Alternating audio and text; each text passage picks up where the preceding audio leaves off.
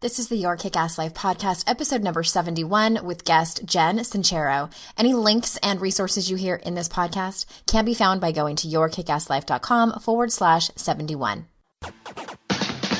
This is the Your Kick-Ass Life podcast with Andrea Owen, a no BS guide to self-help and badassery. Because ladies, let's face it, life's too short for it to not kick ass. And here's your host, the girl who serves it up straight with a side of crazy, Andrea Owen. Hey, ass kickers. Very excited, as always, to have you back for another episode of the Your Kick-Ass Life podcast. And I am joined today by Jen Sincero, who has an amazing book out, and I've wanted to interview her for a while. I finally reached out, and she said yes. Who knew? And before we get started, let me tell you a few things about Jen. Jen Sincero is a New York Times bestselling author, speaker, and success coach who's helped countless people transform their personal and professional lives via her public appearances, private sessions, coaching seminars, and most recently, her New York Times bestselling book, You Are a Badass: How to Stop Doubting Your Greatness and Start Living an Awesome Life. She's spoken on stages all over the world and has coached full-on superheroes, helping them build their dream businesses, become New York Times bestselling authors, navigate million-dollar business deals, find their soulmates, and forgive their bitchy mothers who they now realize were just doing the best they could. Jen currently lives in New Mexico and can be found on the web at jensincero.com. Before we get into the interview, I want to ask you if any of this sounds familiar. So maybe you're listening to this podcast and you hear the guests that I have and you think to yourself, well, I could never implement those tools, or I could never have that point of view. I could never have that kind of life. You compare yourself to other women. Maybe you beat yourself up for mistakes that you make at work, mistakes you make as a parent, mistakes that you made in the past. Maybe you kind of live under this dark cloud of just not feeling good enough. And if that's you, A, you're definitely in the right place, and B, what you're feeling is very, very common, and that's something I love to talk about and I love to teach. It's basically your inner critic talking. It's negative self-talk. It's what I also like to call your gremlin. And if that's you, I have a really amazing and affordable class going on right now. You can go right now and read more about it, yourkickasslife.com/gremlin. What it is I basically teach you all of the tools and strategies that I have learned in my training as a life coach, in my experience with my clients, with my training with Dr. Brene Brown and her senior faculty. And I get you from a place of living under this dark cloud, either consciously or unconsciously, thinking all of these bad thoughts about yourself and horrible feeling, because a lot of times it's not just a voice that's spinning. In addition, it can be just feeling like shit. And I take you through that and teach you all of these things and support you along the way where you can be able to manage it. I always say, like, you can't completely get rid of this voice. We all still have it. I still have it. All the guests on my show still have it. But we learn to catch it really quickly in its tracks and start speaking to ourselves differently. So I would love to take you on this journey with me. Registration is open now, and pretty soon the price is going to go up. I have decided to raise the price on this, but right now it is going to be the price that it is now, and it's only $47. It's a 14-day automated class, but as a bonus, I am opening up a Facebook group for you all where you can ask me questions. I can help support you along the way, and there's other bonuses that come along with it, but it is for a limited time. So if you go to yourkickasslife.com/gremlin, you can read all about it. You can read testimonials from women that I've taken through it recently where this course has changed their life. This is one of my favorite topics to teach on because everyone has it. Everyone has it, and it can so be managed. I am living proof of that. This was one of the very first things I learned in my personal development journey, and I can't wait to take you there. yourkickasslife.com/gremlin. And without further ado, here is Jen. Hey there, ass kickers. Welcome to another episode of the Your Kick-Ass Life podcast. So happy to be here with Jen Sincero, author of You Are a Badass. I mean, how could I not have someone like that on my podcast, you guys? So I am going to jump right in because I have so many questions to ask Jen, and I know that you are going to love her because I mean, I just really feel like you're one of us already. So, hopefully that doesn't make you uncomfortable. Like I'm inviting you into our circle. Who are you people? We're a tight crew. Oh, but I found you a couple years ago when I was telling you before we started recording. Jen's book came out right before mine came out. And I think it was several months. And my agent forwarded it to me.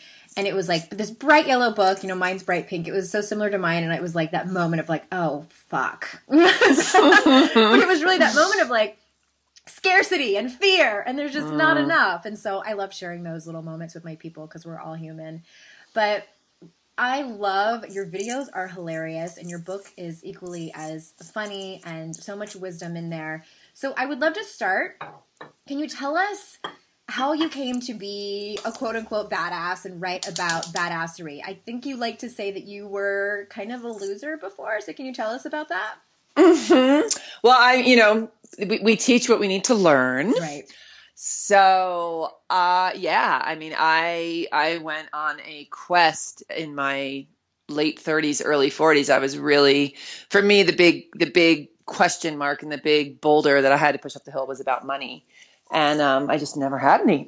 And I had no idea how to make it. And I was just scraping by. And I finally just got so sick of living like a 17-year-old boy that I was like, I have got to do something. So I went on basically like a vision quest and read every single self-help book under the sun, went to seminars, meditated my ass off, hired coaches, and really turned my life completely around. And it was so incredible, these tools, and how honestly not that hard it was, that I was like, I gotta tell the people about this.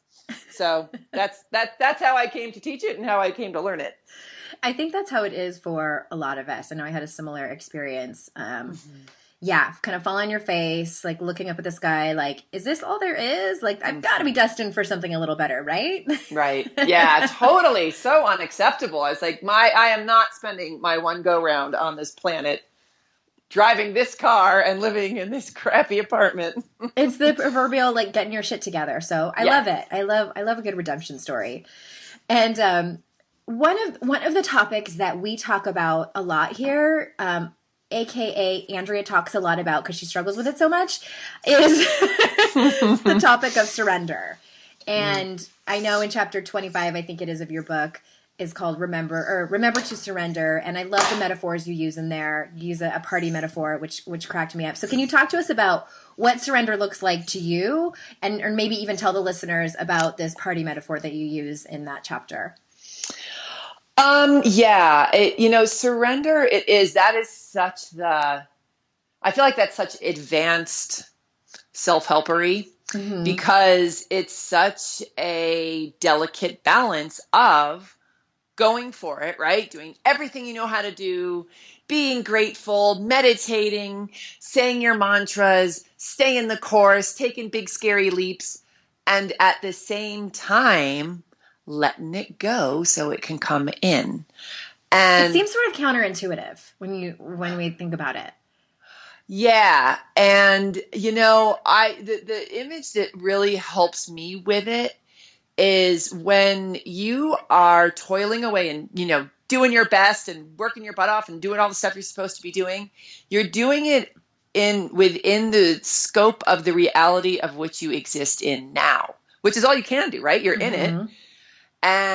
But you're going for a quantum leap, and you're going for creating a whole new reality that you've never existed in before. So if you don't surrender, it's like you're operating in a tunnel, and it's only when the tunnel of your present reality, when you lean back and let it in, that the new stuff starts to come in, because you can't see it from where you're standing. Does that make sense?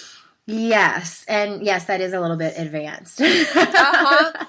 So honestly, I'll tell you, it's breathing. I really think that staying present and breathing and getting out of your head and just relaxing is the way to go, because when we get caught up in the squirrels, we're back in that tunnel. And when we breathe and we're just in the present and we let it go and we just exist and find joy and find gratitude, it allows the new stuff to come in because we're not pushing so hard and we're not, going in our little tunnel. I get it. I totally get it. And when you said that, it made me think of, I do a lot of my work is based on the research and work of Dr. Brene Brown. And of her 10 guideposts for wholehearted living, one of them is letting go of exhaustion and productivity as self-worth, which is sort of like what you're speaking to. And the antidote for that, if you will, is cultivating rest and play. And, to me, rest is, I'm like, oh my God, I don't have time to take a nap. Like, oh, the luxury.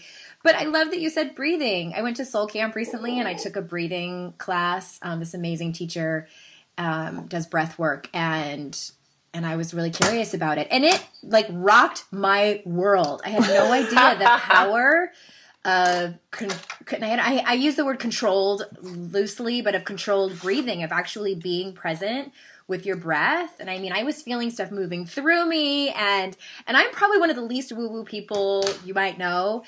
And it was incredible. So take that, people. It doesn't, rest and play doesn't always have to look like taking a nice vacation to the south of France. Yeah. And also, how simple was that? All you had to do was breathe. Right. I remember thinking it's going to be so hard. And I kind of secretly wanted it to be kind of hard, because how could I have spent the first 40 years of my life screwing it up so bad if it wasn't even hard? Right. And you want to be dramatic about it. I know I do. Yeah. So really, and like everybody listening to this, take a really deep breath. Like I have a friend who's a voice coach and he calls it smelling the rose. So if you breathe in through your nose, if you're smelling a rose, you breathe really down deep into your diaphragm. And it makes you realize that most of us are breathing like halfway down our throats all day long. Yeah, absolutely. Yep, absolutely. I love that. And yeah, thank you for that, surrender. I think there's so many different aspects of it. And, we could probably have an entire podcast just based on what surrender looks like. And it can look like a lot of different ways. But my listeners and myself tend to be all or nothing type of women. And so that's why I like to kind of talk about the middle ground and what's in the middle there. Self-perception is a zoo. You talk about things like what I like to call the imposter syndrome, where we're just waiting for people to figure out what a big fat fraud we are. So what's your best advice for getting people to see themselves through the eyes of people that think they're awesome? Well, let me think about that for a second. I'll tell you, when I was writing my first book, it was the first time I've ever written a book. I was terrified. I mean, talk about fraud complex galore. I put a picture of my two biggest cheerleaders on the planet. I actually had a picture of them together. And I had that on my desk the whole time. And I was like, you are unauthorized to go down the I suck bunny trail. You have to keep looking at yourself the way these two are looking at you, because they get it. They know me really well. So I'm a big believer of surrounding yourself with pictures of people who think you kick ass.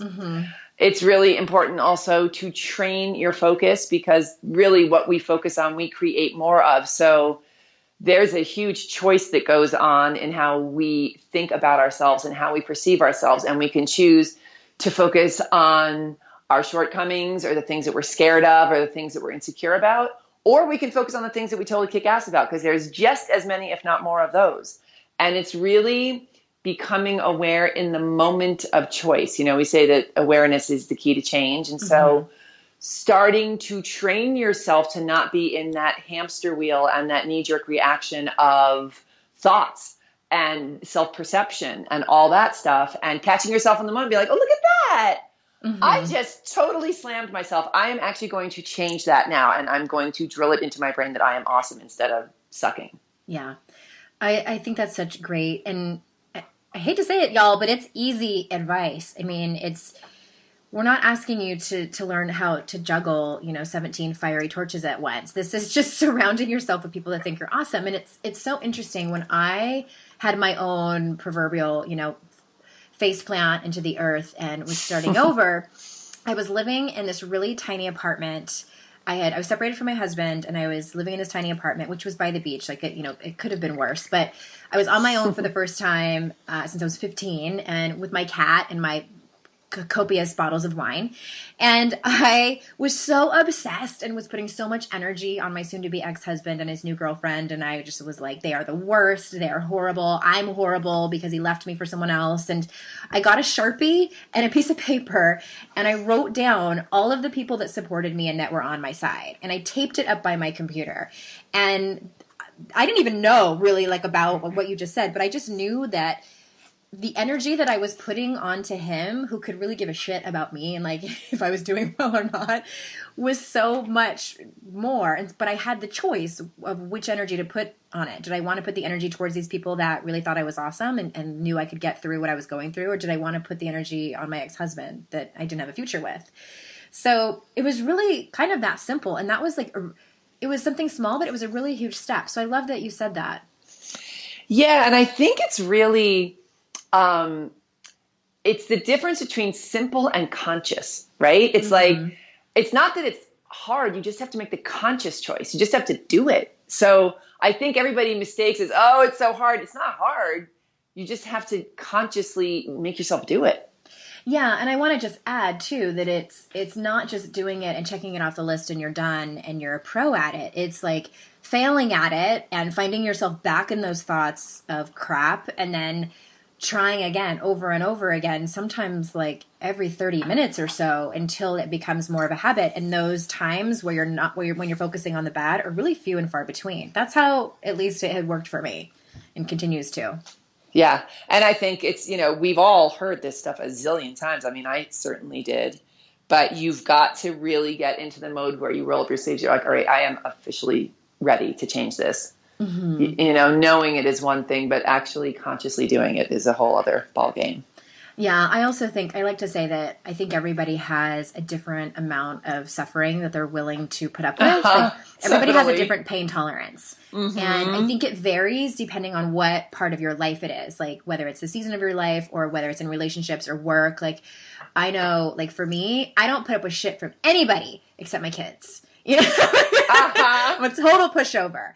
And then, I was really confident in certain areas of my life before, but I was a total, I would take so much suffering in my relationships. So I think that you have to get to that point where you're ready to draw the line in your sand. And if you're not ready, then you're not ready. Mm-hmm. Yeah. All right. Point. So chapter 8, I love the titles of your chapters too, by the way. What are you doing here? It's called. And you tackle the topic of life purpose, which I know that for my people, I actually wrote a blog post on this a couple years ago because I find people get really angsty about this. Like, oh my God, I don't know what my life purpose is and I'm turning 40. Or they turn to me and they're like, you're so lucky that you found your life purpose. And I'm over here kind of like, I have a lot of life purposes. Like this isn't the only one. And what if I change my mind later? So I'm not holding too tight onto it. But I love that you named several ways to get clear on not only what your calling is, but kind of who you are as a person. And so can you tell us just a couple of those, like maybe your favorite tools in figuring all that out for people? Oh my God, I have to go get my book. I'm like, I'll remind you, what my favorite was that you're an alien and that you're like coming down from a different planet. I love that exercise. I feel like I'm so smart. It's okay. I read my book and think that too. Oh my God. I don't think I came up with it, so I could say that. I guess I could say it either way, huh?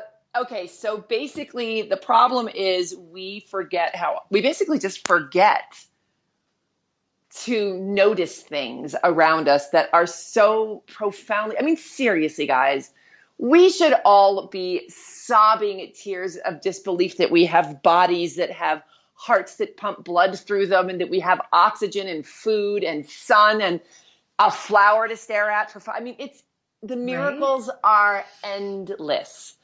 So being the alien is an exercise to notice the miracles about who you are. And it's just basically if you were an alien being and you swooped down into your own body, having never been there before, having no idea who you are, what would that alien notice about your skills, about your personality, about your connections, about your opportunities, about your just general way of being in the world that they could capitalize on and be like, oh my God, this is amazing. Look at all these incredible things that I've got at my fingertips. What am I going to do with this? Because the alien doesn't have the stream of fear, doubts, and worries that you have carefully cultivated throughout your entire life. Right. So it's just kind of a fun exercise to really try and wipe the slate clean so that you can have a real look at what's really going on around here. Got it. I love that one. And I often tell people too, like, what if it was your life purpose to just be here on Earth and take in all the wisdom that you absolutely can and strive to be a better person and strive, even if you don't have kids, like strive to help the next generation be better than we are. I mean, because that's a huge job in and of itself, like to help heal a whole nother generation. I feel like we put so much pressure on us to find these grandiose careers or, win the next Nobel Peace Prize. And we have enough pressure, especially as women, to do and be everything in our lives. Like, just calm your tits for a second. And what if just try on the what is the word I'm looking for? The perspective of it doesn't have to be so grandiose. It doesn't have to be anything. True. All it has to be is what you truly desire. So, for some people, grandiose is what they're here for. And for some people, growing the perfect tulip is what they're here for. Mm-hmm. It doesn't, but that's why it's so key to get quiet and really listen to what your desires are, because they're so clouded by so many shoulds for all of us. Mm-hmm. And you're never happier than when you're just riding the wave of who you are. So that's what it's really about. And then when you do that, you, of course, you can see it in people when they're just loving it because they're so happy and lost in doing what they're meant to be doing on this earth. And that right there is hugely inspirational to anybody who's within breathing distance of them, the ripple effect. Mm-hmm. Absolutely. Yeah. I've been kind of consuming a lot of information and wisdom lately about creativity, partially because of Liz Gilbert's new book, Big Magic. And Liz Gilbert, if you're listening to this, I would really like you to come and be on my podcast. But anyway, well, it's just the notion of creativity. And I think, for you, I make up that probably your favorite is writing and maybe music and whatever other kind of art. But I think that I truly, truly believe that all of us are makers, but not all of us choose to tap into it. And I had a client recently and we were talking about that. And I asked her what hers is. And it was the typical, she's a mom, she's got young kids and she just doesn't have time. And I was like, you have to make time. You have to, or I will come over to your house and throw eggs at it. Like I think for most of us, that is our purpose, to make beautiful and amazing and inspiring things, either for ourselves to make us better people so that we will be of service to the world, and or to show our art to the rest of the world to make the world a better place. And that it's already within you. And there's so many different ways to make, it doesn't have to be, I used to think creativity was like just artists, like people that painted. That was it. Mm-hmm. But it's like there are cookers and quilters and idea people and singers and dancers and poets. Like there's so much. So many amazing things. So you listening, go out and do whatever it is that you know that you want to do. The thing that you don't have time for, the thing that you think is frivolous or a luxury, make time for it, please. Yeah. And I really, we are we're creators just by being on this earth, and what your life is your biggest art project. So, mm-hmm. Some people find it in business, that's their grand creation, or, again, I was like you too, where it had to be within the scope of the arts, but science is creative, yes. So it's really whatever it is. Thank you for But it's saying that thing that you get kind of lost in. That's the stuff, we have to do a lot of stuff for work that probably, and I love my job, but, there's certain things about it that I could definitely go without doing. but it's when you get in that groove and you look up and hours have gone by, and that's really when So if you're having trouble figuring it out, that is an excellent sign. Mm-hmm, mm-hmm. I love that you said that about other topics like science, and oh God, I love science. Okay. So I love asking my guests this question. We all love common humanity. I mean, who doesn't? And I have to ask, what is the topic that you still struggle with the most, the one you absolutely have to take one day at a time? My biggest Banana peel. Is that what you call it? Well, yeah. Like that you slip on? Discipline. Love it. I am the most easily distracted person on the planet Earth. Like, actually, right now, after I get off the phone, I was like, I'm going to go look at tickets for Cabo San Lucas. Like, I have so much work to do, but I'm getting a puppy in a week. And I was like, this is my last chance to just like travel at the drop of a hat. So, but I'm probably going to stay here and write my webinar. But no, it's discipline for me. But I have to say, a huge, just lovely thing that I've come across with my own struggles with it is there is no real right way to do anything. And I just sort of want to say this for all these other people out there who are procrastinators and, the shiny thing gets them every time. The biggest relief for me was realizing that there is balance in quote unquote imbalance. Like you know, it's like when you write a book, they give you 8 months to write the manuscript, right? Every book I've ever written, I've spent the first 7 months traveling and hanging out with my friends. Then the 8th month in a robe, bleary-eyed, panic-stricken, writing 24 hours a day. Mm-hmm. And that's how I operate. Like, I already know, like, even if I still actually may go to Cabo San Lucas, but I will do my whole webinar in a 24-hour period. So as long as it gets done, that's what's important. There's no right or wrong way to do it. And for me, that's balance. Like, I love completely going off the grid and unplugging and getting to work and just being 100% focused on my work. And it wasn't until I let myself off the hook for doing it incorrectly or being a flake or whatever, I get the job done. So, it's not pretty, but it gets done. Yeah. Well, I mean, if that works for you, and I love that you've just kind of, what you said was key there is like, you've just kind of given yourself permission to do it that way. Mm-hmm. And even though like the productivity experts would tell you you're wrong, but yeah, you're like, whatever. Yeah. There's no way. I've tried so many times and it's just never going to happen. So getting clear on who you are and how you operate is freedom. Because then instead of spending those 7 months hating yourself and beating yourself up that you're not working on your book, you can enjoy them, because I find nothing more painful than that purgatory of not working but not playing. Like forcing yourself to like be there because you're supposed to. It's like, I'm not even getting any work done. Now, I could have been hiking. So, yeah.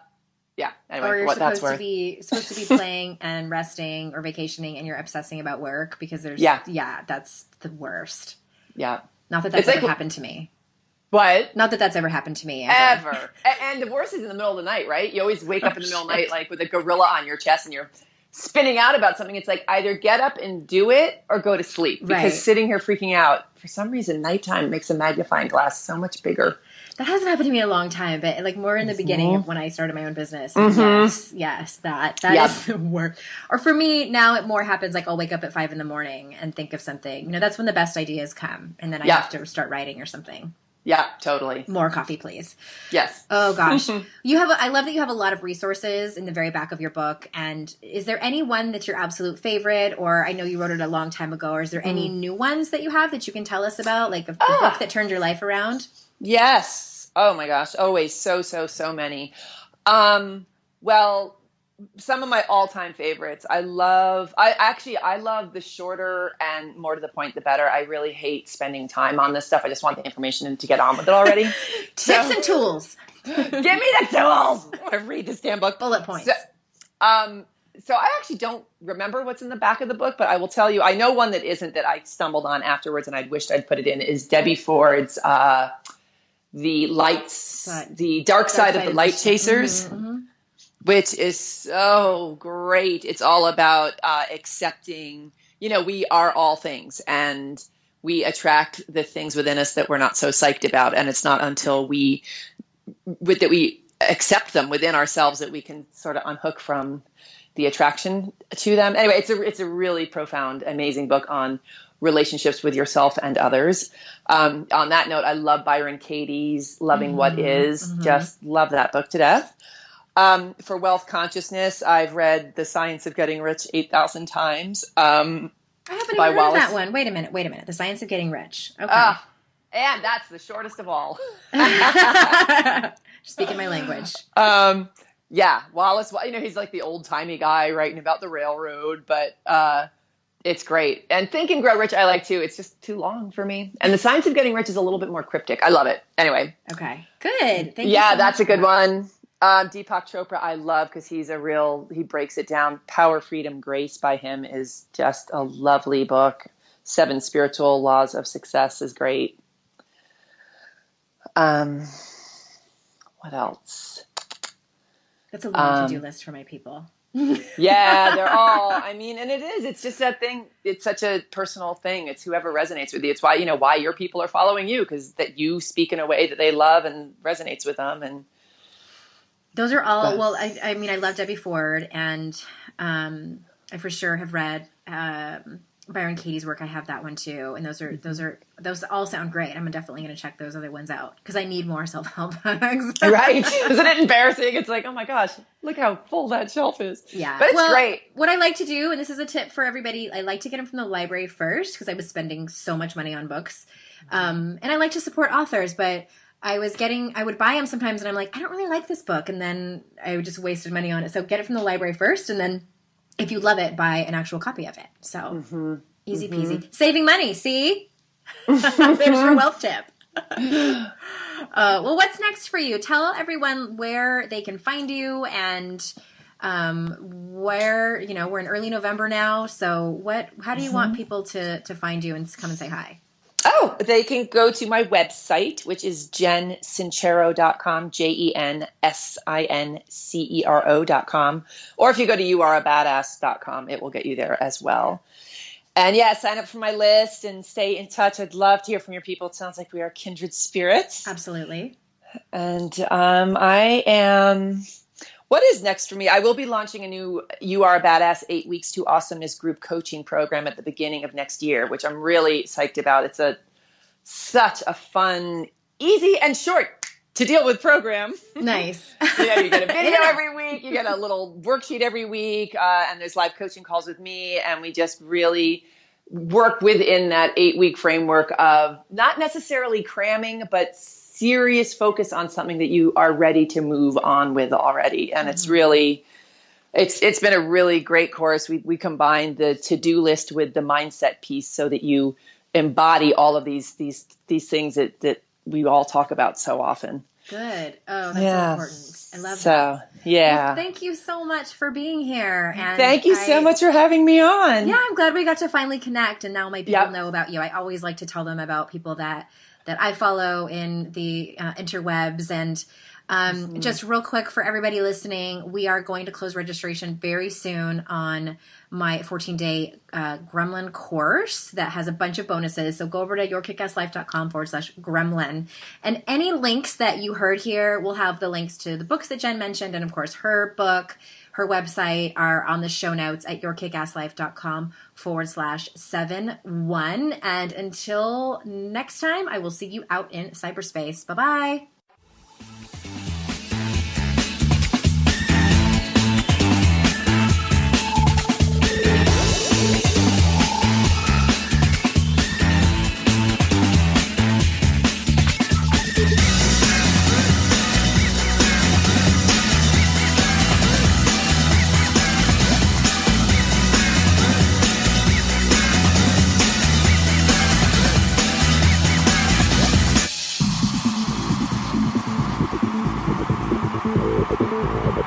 Thank you.